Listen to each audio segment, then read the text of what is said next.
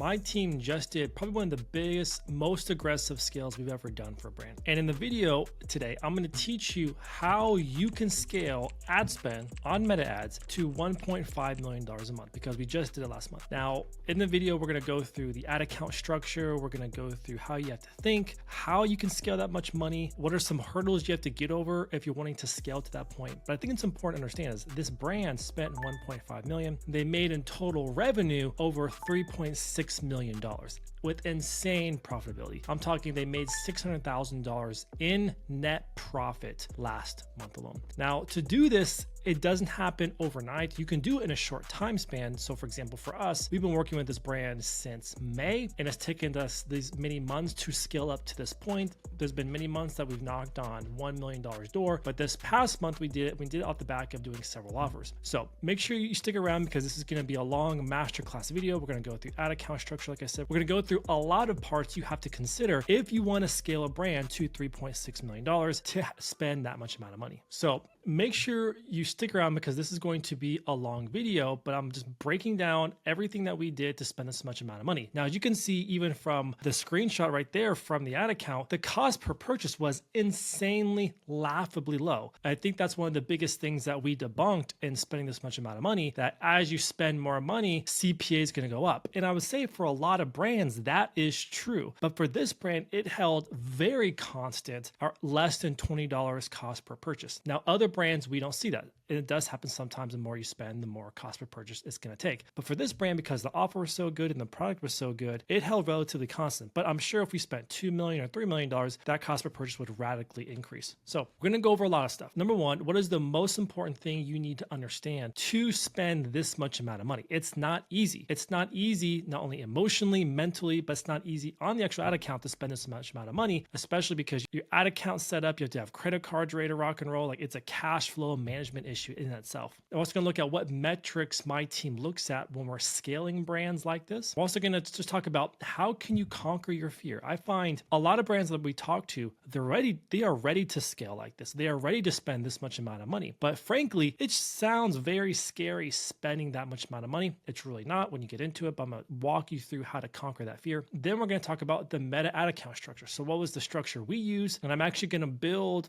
an ad account structure. If I was going to this month run an account doing $1.5 million, I'm going to build the ad account structure I personally would follow. I'm going to talk through my process and why I do that. What a lot of people don't understand is to spend this much amount of money, it takes a lot of project management. Insane amount of project management, because not only are there different campaigns that you're coordinating, but also frankly just to come up with that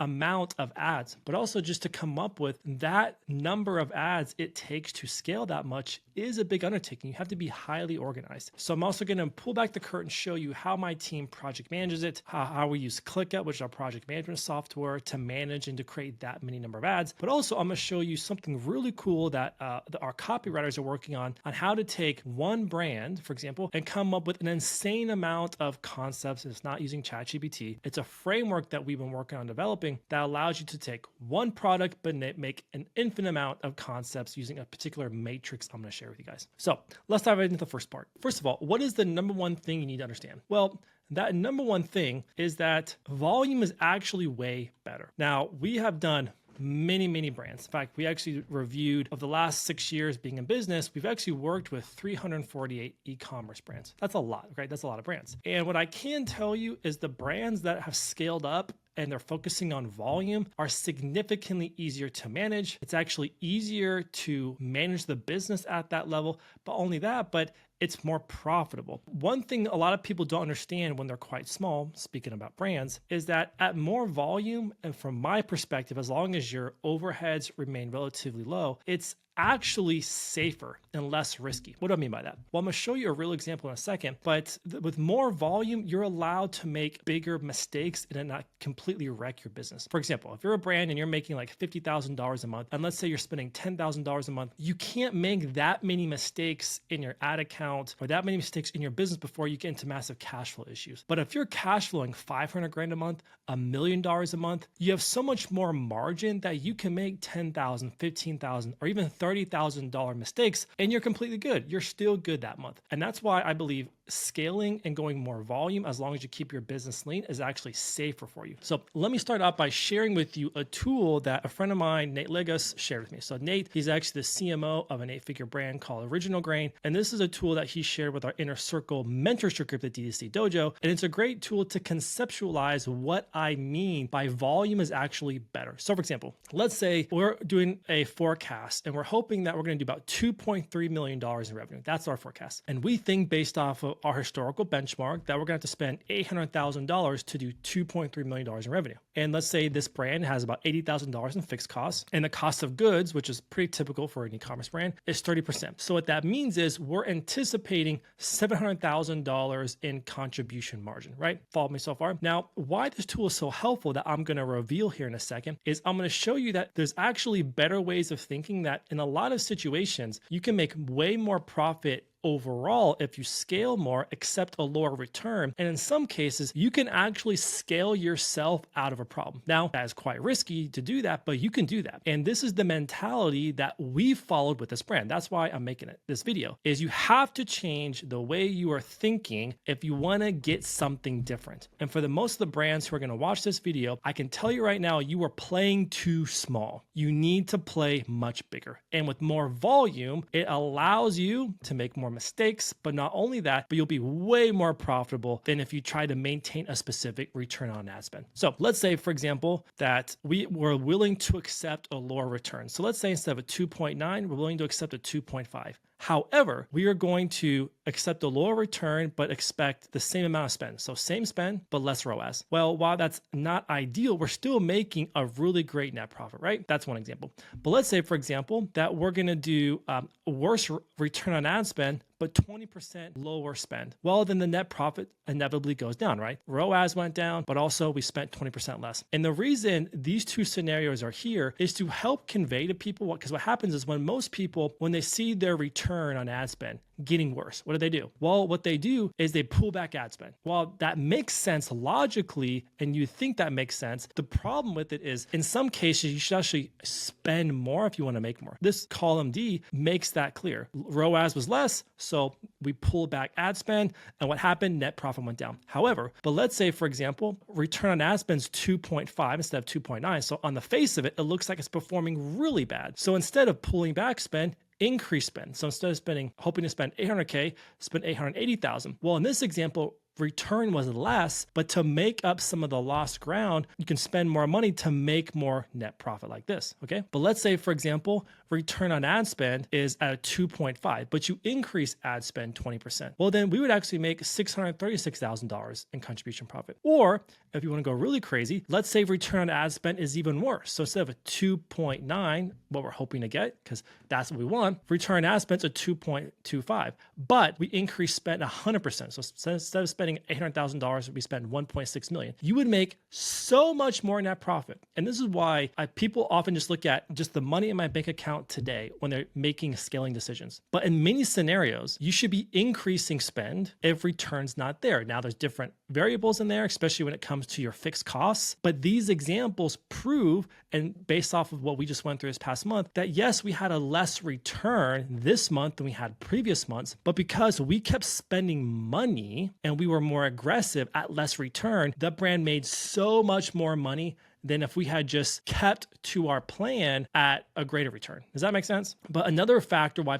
people don't think about is also the customers acquired. At the end of the day, whoever acquires the most customers wins. And it just so happens this brand, it's not great, but they have a 10% buyback in the next 3 months. What that means is typically anyone who buys from them this month, 10% of those people will buy again over the next 3 months, which is actually pretty bad if you think about it. A lot of our other brands like CPG and fashion brands, it's like 10% per month, which is a significantly greater multiple than this. But even when you take this into account, this also proves in favor that most brands should think about the volume play more than just what's my return on ad spend this month, because this shows, this quick calculation, how much money this brand is going to get from the customers who just bought last month over the next 3 months, right? And that has a snowball effect. So this is the number one thing that brands have to get their heads wrapped around if they want to scale aggressively. There's a big reason why all of our brands, once they get to that level of scale, everything starts to open up for their brand. They're making better cash flow, they're making better better net profit. The big caveat here is you need to make sure your fixed costs remain low. So the leaner you run your team and this stays as low as possible, the cost of goods sold, which is your variable cost, is not that scary. That's just the cost of your product. But then contribution margin just gets better and better and better. So without a doubt, this is the biggest hurdle you are going to have to get over if you want to scale to that point. Now let's talk about metrics. So I talked about the number one hurdle you'll have to get over mentally and conceptually is thinking about volume. So for example, before I move on, we just had another fashion brand. I posted about this on X. I think we made a video about it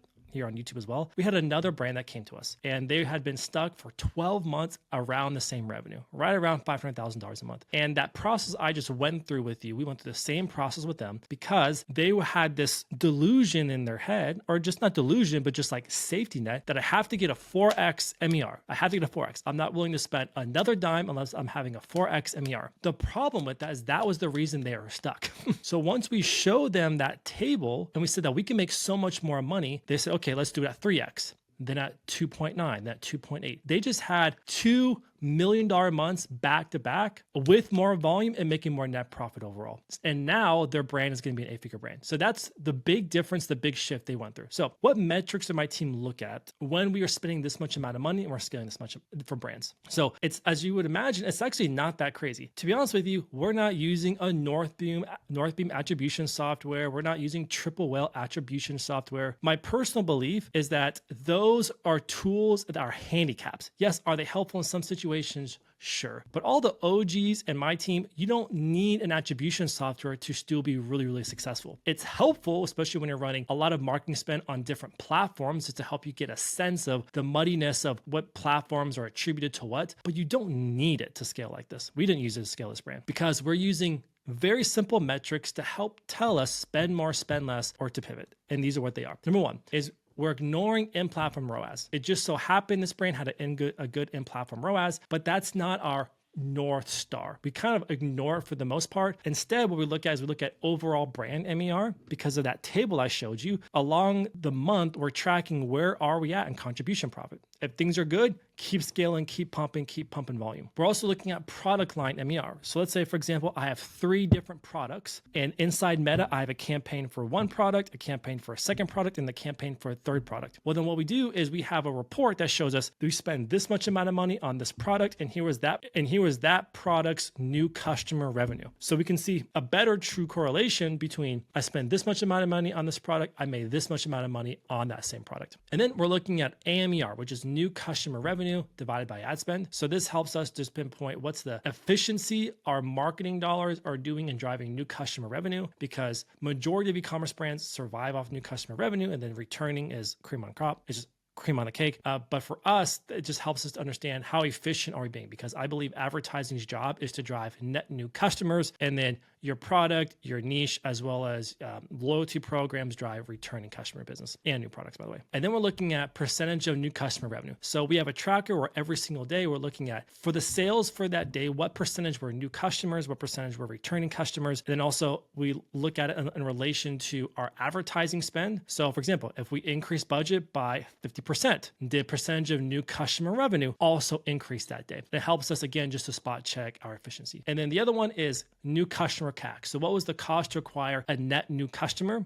Very simple. Take net new customer revenue, or net new customers for that day, divided by your total advertising spend, and that's your new customer CAC. And again, we do that is because I've seen many, many times where brands revenue is holding relatively constant. Or a brand's revenue is declining slightly. But when you look at it and you separate between new customer CAC and returning customer revenue, it comes to find out that it's a returning customer problem, not an advertising problem. So for us, this helps us to direction just better pinpoint, is advertising being incremental? Is advertising being efficient? And frankly, we don't need attribution software when we're looking at stuff like this.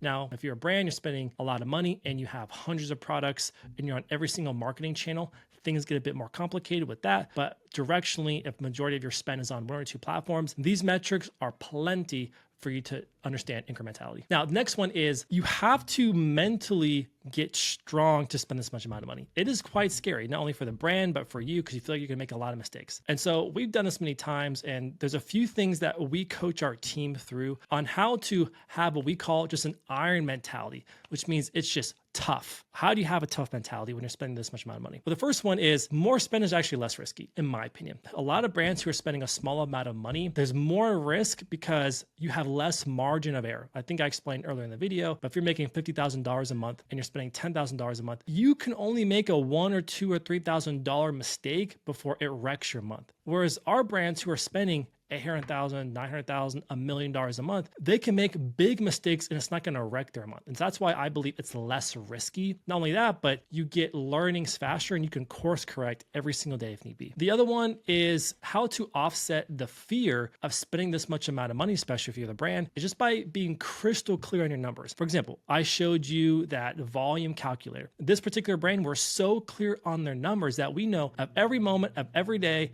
every single day, are we making money? Are we profitable? Are we not profitable? Because we know the numbers from every angle, like the back of our hand. That's really the way of how you mitigate risk in this scenario, because it'll tell you, I'm good, keep spending money. Or it'll tell you, I'm not good. Unfortunately, a lot of brands, when they want to scale like this, one of the first things they have to go through is buttoning up their accounting, buttoning up their financing and their cash flow. And typically we have to bring in a friend of ours who's a CFO, because a lot of times they're scared because they don't have a close enough eye on their books and their cash flow. That's really the ultimate root cause. It's not that they don't want to scale. It's that they're not confident in their numbers enough to know when to keep spending and when to not keep spending. Because as you spend more money, everything gets more, right? You have to buy more inventory. You have to pay off credit cards faster. You have to manage your bank account more. Everything just becomes more. And typically that's the thing that we have to fix first, as well as customer service becomes more. Yeah, so fix that first. The next one is you frankly just have to just grow a backbone. You cannot spend $1.5 million a month if you're starting the month off at $5 a day. Not going to happen, because we've been spending money on this brand for several months, already doing 6 figures a month in spend. We literally came out of the gate spending $80,000, $90,000 a day. You have to have that mentality, because we knew we were confident in the numbers, which I mentioned previously. We were confident in the creative that we're making. We were confident in the offer. So we could come out of the gate very strong on this. At the end of the day, you have to take risk. Without the risk, there is no reward. And so if you're confident in all those things that I mentioned, you kind of have to have that backbone to take that leap. Sure, you can grow that over a couple months, 10% a day, 20% a day, and eventually you'll get to $1.5 million a month in advertising spend. But many of the people who are probably watching this video who are already confident in those things, you can be significantly more aggressive a lot faster, but you have to frankly just have the backbone and do it. For example, we had a brand not too long ago where they were doing about $70,000 a month in ad spend, and they were so scared to go beyond that. It was more of a mental thing. So we said, fine, let's just for 1 week. For 1 week, let's double the ad spend. If it doesn't work, we'll pull back ad spend for the rest of the month. And in that next week, their sales increased so much, they said, great, let's just keep going. And now they're spending $400,000 a month. So that's just a simple example, just to illustrate yet again, that you just have to have the backbone. You just have to freaking go and do it. For all you pessimists out there, yes, I understand there's more that goes into it. You have to understand your numbers, understand the inventory. I'm not some novice person, been doing this for a long time. But typically the hurdles of spending this much amount of money beyond the inventory and the cash flow is the mental barrier of just being aggressive. And the other part is have a plan A, B, and C. For example, think through, if I try to scale aggressively this week and it doesn't go according to plan, what am I going to do? And if that doesn't work, what am I going to do again? And if that doesn't work, what am I going to do again? Just think through and just write down, what am I going to do? So for example, for our team, if we're going to try to scale, things don't go well, well, what are we going to do? We're going to pull back budget to where we know it's efficient, make more creative, change the offer, try it again, right? A very simple example of just pre-thinking through, what am I going to do? And for us, if you're a brand, you don't have this problem, but for us, we work with brands, we're an agency. So typically what that means is we have to have a conversation and explain, here's what we're going to do. If this doesn't work, and if that doesn't work, we're going to do this. And if that doesn't work, we're going to then pivot and do this. Typically, that also helps everyone just to be on the same page of what the plan is, but you want to have that plan, because if you're spending that much amount of money and you're being very aggressive with your goals and your targets, you want to move quickly. All right, so let's talk about ad account structure now. So for spending spending this much amount of money, typically our ad account structure is a little bit different than what we'll do in other videos that you've seen, mainly because you're spending so much money that when you pivot, you have to pivot very hard and very aggressively. And I'll walk you through exactly what that structure is, but it's actually quite simple and it's not too far from what we normally do, but it still is quite different. So for example, here is a little screenshot of the ad account. As you can see, most of the spend went through these 4 campaigns. I'll walk you through what these are, but essentially what we had is we had one campaign core testing and scaling. So if you watch our other videos, we typically believe in a core testing campaign, a core scaling campaign. So when you're spending this much amount of money, typically instead of having a core testing campaign that I normally talk about that we do just for creative and a core scaling campaign for the winners, what we find is it's more efficient spending this much amount of money where each campaign is the core testing and the core scaling. And then we just scale those up because we're spending like $90,000 a day. We don't want to lose the efficiencies of transferring things from one campaign to the other. So essentially each campaign is a core testing and a core scaling. So it kind of looks like this. So for this particular brand and for scales like this, we'll have dedicated campaigns per offer and then dedicated campaigns per the product or the collection. Now, all those campaigns that you saw, they're all running broad, but then each ad set is a creative batch. So for example, this particular brand, let's say they were doing a offer where anyone who buys our products are going to be entered into a Raptor truck giveaway, for example. Well, then that would be one dedicated campaign for that offer, all broad, and then each ad set would be a fresh creative batch. Now, we were using ABO for this scaling structure because we wanted the control, but frankly, because we just wanted to control the budgets more than in the CBO, because as the particular offer got closer to winding down, we would upload a new ad set or a new creative batch with that countdown of how much time is left to opt into that kind of offer. And then we'd have per product or product collection, a dedicated campaign, which is more evergreen. Now, we do this for a few reasons. Number one, if you remember in a few slides, I talked about that you want to make sure you measure product line MER, which is product line marketing efficiency ratio. What that means is you want to be able to monitor total revenue from that product line or that offer and total amount spent on that product line or collection or that offer. So for example, if our offer has made $100,000 and I've spent $10,000 because I have it separated like this in the ad account, then it's quite easy for me to say I have a 10x return, right? Or per product line. Let's say I sell sweatshirts and I sell shirts. Well, then I would have a dedicated campaign just for sweatshirts and a dedicated campaign just for t-shirts. And then I would be reporting on what's the total revenue generated for sweatshirts, total revenue generated for t-shirts, so I can have better efficiency and understanding of what's working. Now, I'm going to actually build this out in the Meta Ads Manager with you guys, and I'm going to talk through how I would do it and why I would do it this way. So we're actually using one of our dummy ad accounts. So we have a bunch of dummy ad accounts in our agency. And I'm going to build this out for you guys. So very simply, this particular brand, the first thing that we would build out would be the offer. Now, I want to be very transparent when I say this kind of spend is not possible without an offer, in my opinion. Every single time we have scaled a brand like this, we're spending $1 million a month, it was off the back of some kind of offer. Now, this particular scale, it wasn't during Black Friday, right? This was literally in October as I make this video, but it was off the back of 2 offers. We ran one offer in the beginning of the month and then another offer in the middle of the month, right? And so for us, because we're running offers and we're scaling like this, that is another reason why we would separate out per campaign. So for example, we'll pick a sales campaign, click continue. Now you could do Advantage Plus. Now remember how we did it, it's just preference more than anything else, is we would do ABO. So we'll do offer 1, ABO. Again, that's preference because we want more control. And just be really honest with you guys, like the CBO and Advantage Plus, there's good reasons to use it to give control over to Meta. I really believe in that. But because we're running broad anyways, and we're spending $50,000 a month on some ad sets, it doesn't really freaking matter in my opinion. Now, if I was still believed in doing lookalikes and interests, then yeah, I think CBO makes a lot more sense, but we're already running broad. Meta already has all the control that it wants. It's just, we just want more control on where spend goes on the ad level, which is why we'll have separate ad sets per creative batch. So I'm just gonna kind of breeze through this with you guys. Now we're gonna build the ad set. So typically what we'll do is we'll do website. Now, if your brand has shown a history of shops performing well for you, I would recommend doing both. So for example, a brand inside of our mentorship group, and actually a brand on our books right now, they have a significant amount of revenue that comes from shop, an Instagram shop. So I would include both, but this particular brand, every time we've tested it, or any time that we have tried it, shop didn't perform that well. So we're just doing website only. So make sure, just be clear, before you choose one of these, just understand, do you have a history of shop performing well? If you don't, I'll just go with website. If you do, then I would consider doing website and shop. And especially if you haven't tested before. We'll do maximize number of conversions.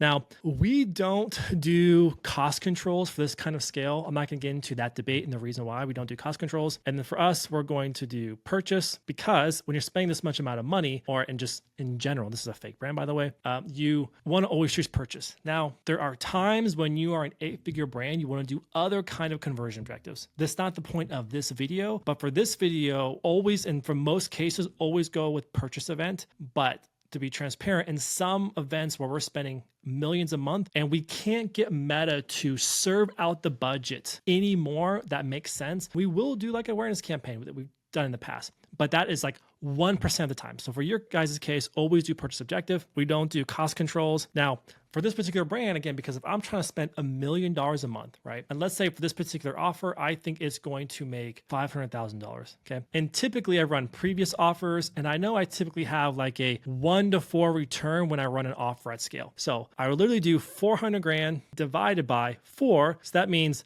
I'm projecting I'll need to spend somewhere $125,000 a month. Again, if history repeats itself, I'll just spend $125,000 to make 500 grand just from this offer, for example. And I'm going to run the offer for a month. So then I would divide that by 30, and that's right around $4,000 a day, $4,098 a day. So personally, I would literally start the budget off at anywhere from 1 to 4 grand. Now, I'm doing 4 grand just for this example, because for this brand, we've run offers for them before. And so we have the confidence of how well it's going to go. That's important. I'm not saying always start off your budget on an offer with what you expect from the return. What I am saying is, we have history and experience to teach us that we can come out of the gate very aggressively for this brand. That's it. At the end of the day, history tends to repeat itself. So if you have the confidence and you are being aggressive, you can come out of the gate quite strong. So for us, we come out of the gate very strong for these offers. So 4 grand a day, we don't do any budget scheduling. You would change your geography. So we'll change this to United States. And we don't change the placements. We let Meta automatically just choose the placements. At least us personally, we do. Then we create the ad. So I'm not going to create all the different ads for you guys, but essentially what we're doing is we're doing a mix both of static and video. This particular brand uses a mix of both static and video. But what I do think is important is you understand creative batches. So a creative batch is the same concept, but then shown in different creative ways. So for example, a concept could be, let's say, for example, I'm selling a mouse, right? A mouse for a computer. One creative batch would be, let's say the concept is increase your click time by half a second, right? That's one creative batch. And so I'd have a video, I'd have a static, or 2 videos in a static. The number of creative differences doesn't matter as much, but then that's the concept. So creative batch is the concept. But then let's say I have another creative concept that says get over carpal tunnel with this special mouse, right? That will be another creative batch. So for us, the creative batch really is the concept, and that concept could have 1 to 4 creative types or variations, if that makes sense. So let's say using that example, mouse concept number 1, variation number 1. Then we literally just create another one. We're going to duplicate that one. So what we do here is I just change the naming conventions. We are quite particular with our naming conventions. I'll make a video on how we do naming conventions, but for this case, I'm just going to do it quite simple. So using the mouse example I used a second ago, it will be broad, and then the creative batch literally is the faster click time. That's not what this brand sells. It's just for all you guys who are going to go try looking for that brand. I'm just using this example because then what we would do, we can remember this is ABO. So ABO, so we have one campaign just for the offer. We have ABO. It's completely broad. And then per ad set, we'll have different creative batches. So what we'll do here is we'll duplicate this. Let's say I have 3 creative batches I'm going to use. Now, again, this is for this brand who's spending a lot of money. So the point I'm taking the time to do this is if I have a brand and I'm going to try to spend this much amount of money, you got to be freaking aggressive, right? So what that means is we would have different creative batches in the ABO campaign just for the offer. So let's say I have another creative batch that the mouse helps me with my hurt wrists, and another creative batch that is around productivity. Because remember, these are just ad concepts. It's the same audience, technically it's all broad, but different concepts. And then each side of one literally is going to be just that ad. If I was running $1.5 million in spend for a brand that has one offer and different product lines, which I'll get to in a second, I would have one campaign just for the offer, ABO, and then I would have different ad sets, all broad, as each one being a creative batch. Because then what that does is that gives me maximum control to scale up the angle or concept that's working the best for this offer. Because the other thing about offers is, and we do a lot of offers for brands, is once you find out what works, you just want to triple down and ride as long and as hard as possible. Now, if you're running an offer for like 6 months, then you can run things a little differently. But for instances like this, typically our offers are live for like 14 days, 30 days tops. So that's why we're choosing to do ABO, maximum control, and we're starting off with big budgets. Because remember, this is a brand who we have a very aggressive revenue target of $2 million a month. So what that means is you cannot be shy on your budget allocation. You can't be shy. But typically, if this was a real scenario, we would already be spending 6 figures a month. So if you're spending $100,000 a month and now you're going to spend $4,000 per ad set, it's not that scary. But starting from zero and spending $4,000 per ad set seems kind of scary, but that's just not what's happening right here. Number one, that is the campaign for the offer done. Then what I would do, because if you remember, we have dedicated campaign just for the offer. Then we would have separate campaigns per product line or collection that's evergreen. This particular brand, we have evergreen products,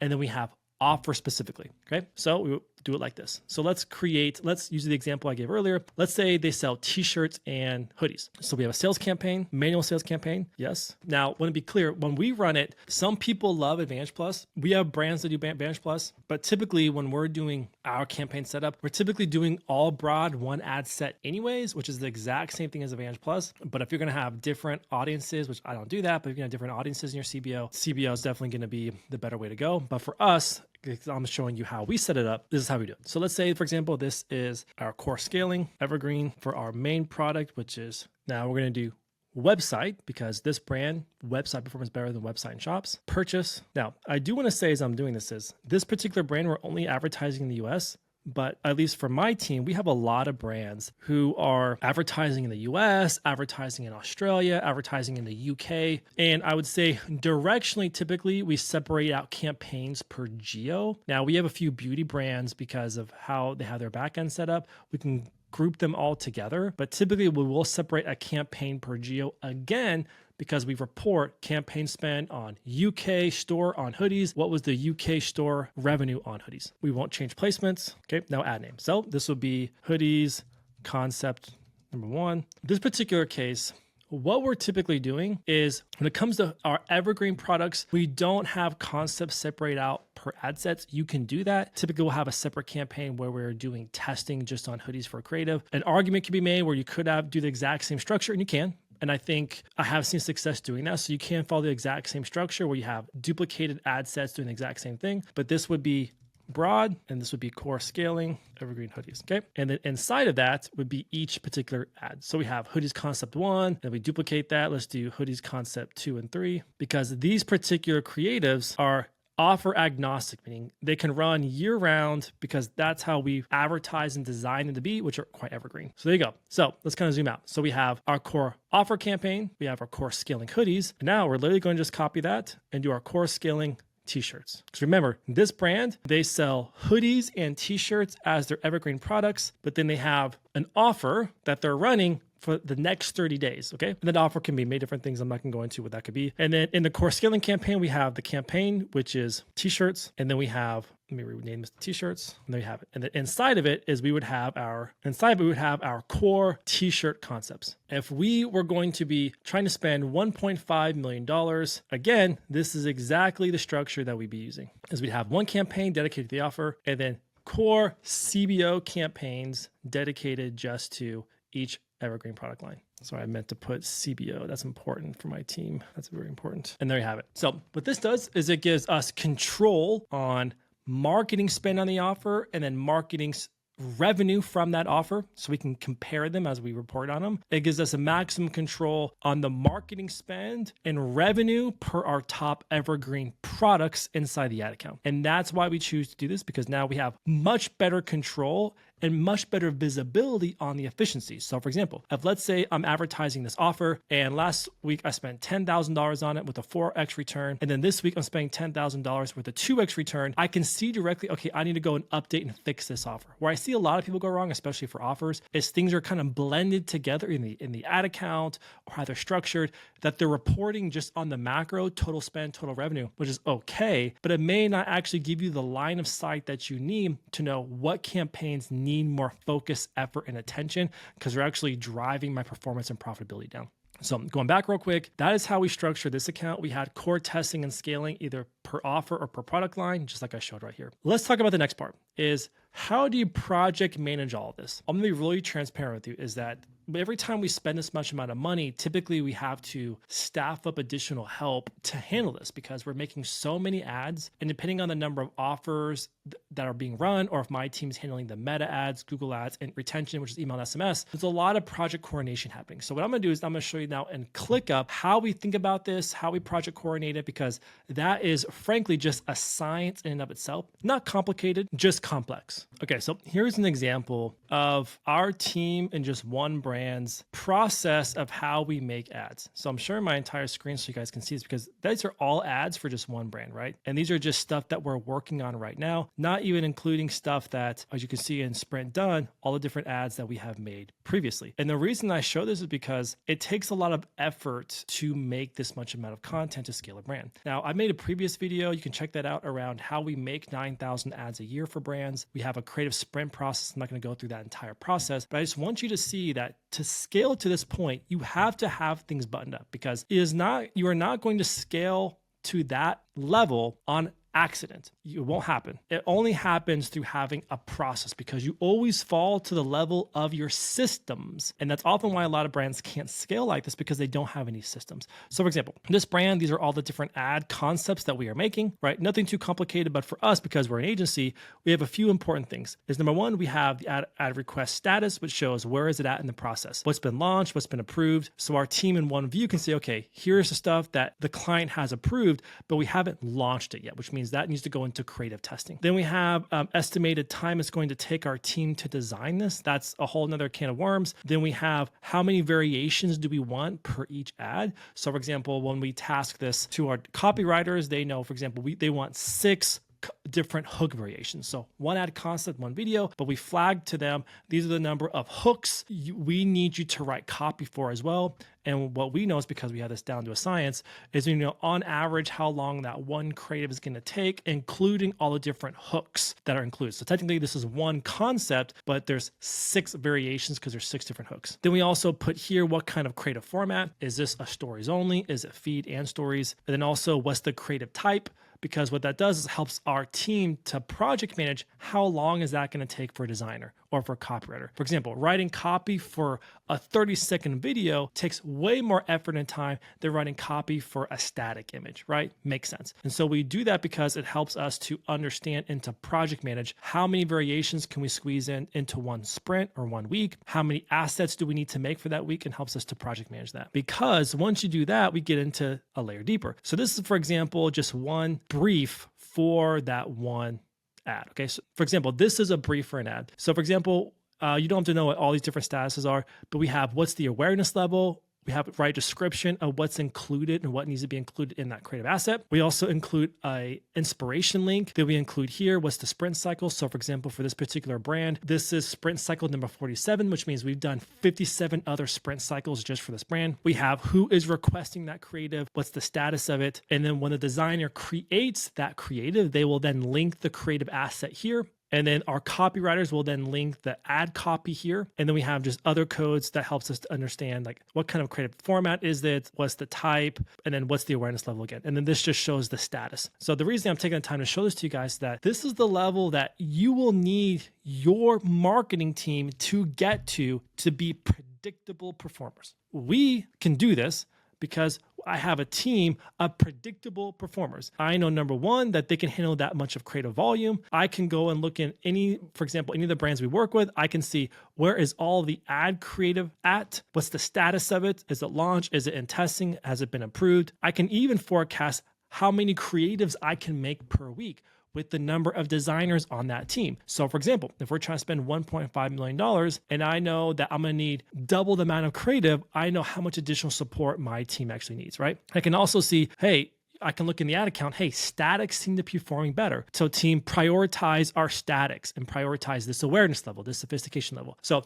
when I'm showing this to you is that there's a lot of benefit of taking time to build out your systems. A lot of people kind of shy away from it. And the reason why is because it seems boring or it seems hard or difficult. But just remember, everything that we do in business is hard and difficult. Otherwise, everyone would do it. But on the other end of doing it and figuring it out becomes predictability and scalability. That is why building systems is important. And that is why this is a critical piece to spending a lot of money on Meta. Is because unless you have a creative team who is just showing up and just handing you creatives and enough creatives, that means it's going to be on you or on your team, right? So you need to solve for that somehow. Either you're hiring a creative team to do that, and I can promise you, if a creative team is pumping out this much amount of creative, they're quite systematized as well, or you have to figure it out. It's not going to happen by accident. Now let's talk about how can you make these many ad concepts. So there's a lot of videos been made on ChatGPT helping make concepts, how to go to Ads Library and Foreclay make concepts. I want to show you a few things and a few ways of thinking that me and my team is using, particularly my copywriters. And the reason why is because I'm getting a lot of personal value and benefit having thought of concepts this way. If you've been watching me for any amount of time, you know I'm really big when it comes to positioning. And my personal belief is that all it takes is a different positioned product, and that can make all the difference. Now, positioning can be the concept, it can be how it's talked about and used, it can be how it's demonstrated, how a person uses and demonstrates it that changes people's perception of it. It can mean many different things. But on the base level, positioning is all about how do you convey this product to the world, okay? So for example, one way of positioning is that this is, again, I'm sorry about the mouse. I don't know why I'm all about these mouses, just because it's right here. Let's say, for example, one way of positioning a keyboard mouse is it makes you more productive. That is a positioning. Another way of positioning it is it helps people not have carpal tunnel or get rid of carpal tunnel. That is another way of positioning. So you're taking the same product, but you're helping hit different mass desires. That's important. Different mass desires, okay? I want to show you a few really cool ways that me and our copywriters are thinking about this. And it's actually going to be using an example of our mentorship group, because for our mentorship group, we are doing marketing for our mentorship group, which I've talked about at length on this YouTube channel. So for example, this is something we're doing and we're getting a lot of benefit from it, where we take an admirer board, we take every possible claim we can come up with. So for example, let's again use the mouse example. What are all the possible claims? Carpal tunnel, productivity, work faster, make more money, do more clicks, buy more Bitcoin faster. Like, you see what I'm saying?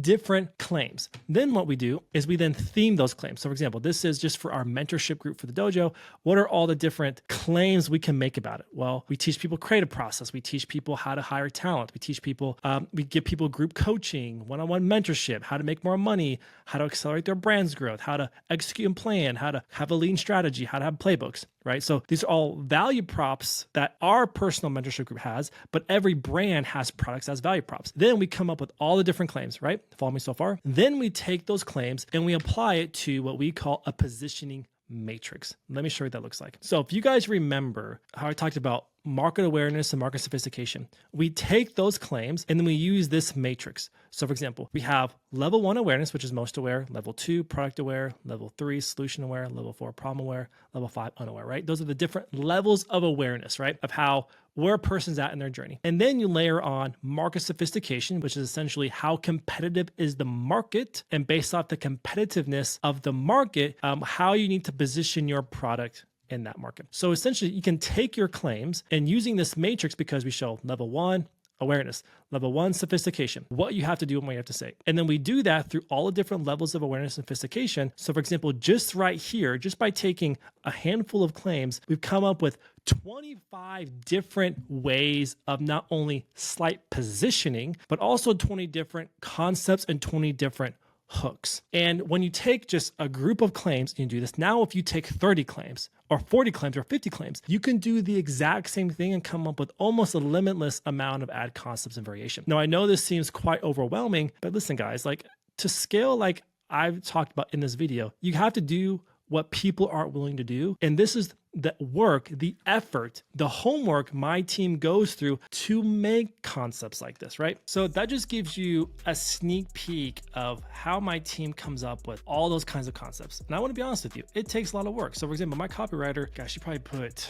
8 to 10 hours into that to come up with those concepts. And I know I gave you an example of our mentorship group, but just for that one brand to come up with all the different claims and start coming up with different concepts and different positioning, it takes effort, but once you do that work, the payoff is almost infinite. So for example, now, even though we haven't even used or tested all those different concepts and angles, but now we can come back and we can test it. We can come back, we can pull from it, and we can keep evolving from it. And I'm really falling in love with this process. It takes a lot of front work, but once you make that, man, you can just have concept after concept after concept just ready to go. You have to design it still, but it really pays off. So that kind of sums up, this is how we've been thinking about when we scale brands like this. It takes a lot of pre-guesswork, it takes a lot of grit, but also it takes just a significant amount of project management and insane organization to do this, because this same brand, as I'm making this video, yeah, we did $1.5 million last month, but in the last 30 days, now we've done 1.9 million. And by the time this month is over, we'll probably spend $2 million.